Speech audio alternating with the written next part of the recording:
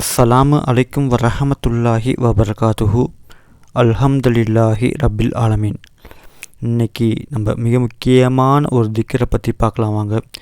இந்த திக்கருடைய சிறப்பு என்னென்னா, நமக்கு இந்த திக்கரை ஓதுவதன் மூலியமாக அல்லாஹ் தஆலாவே நம்மளுடைய தேவைகள் அனைத்தையும் பூர்த்தி செஞ்சு வைப்பான்.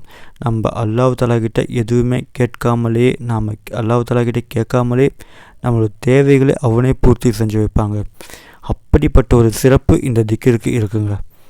ஆமாங்க, நம்மளுக்கு எந்த ஒரு தேவையாக இருந்தாலும் சரி, நம்ம எதிர்பார்க்காத மறைமுகமாகவே அல்லாஹ் தஆலா நம்மளோட தேவைகளை நிறைவேற்றி வைப்பான் இந்த திக்கரின் ஓதுவதன் மூலியமாக. அப்படிப்பட்ட ஒரு சிறப்பு வாய்ந்த திக்கர் தான். எந்த தேவையாக இருந்தாலும் சரி, பண தேவையாக இருக்கலாம், கடன் தேவையாக இருக்கலாம், அல்லது வேறு ஏதாவது தேவையாக கூட இருக்கலாங்க.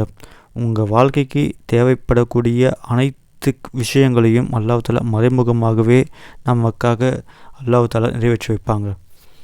அப்படி ஒரு சிறப்பட்ட திக்ர் தான் இந்த திக்ரை. தினமும் தஹஜ்ஜுத் தொழுகைக்கு பிறகு 100 முறை ஓதுங்க.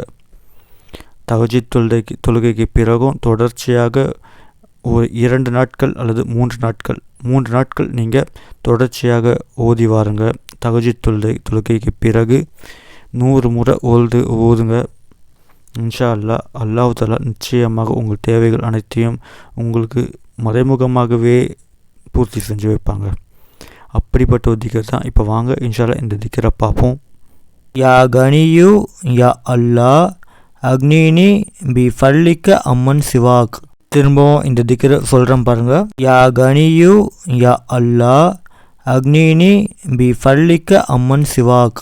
இந்த திக்கரை தொடர்ச்சியாக 3 நாட்கள் தஹஜ்ஜுத் தொழுகைக்கு பிறகு 100 முறை ஓதி வாருங்க.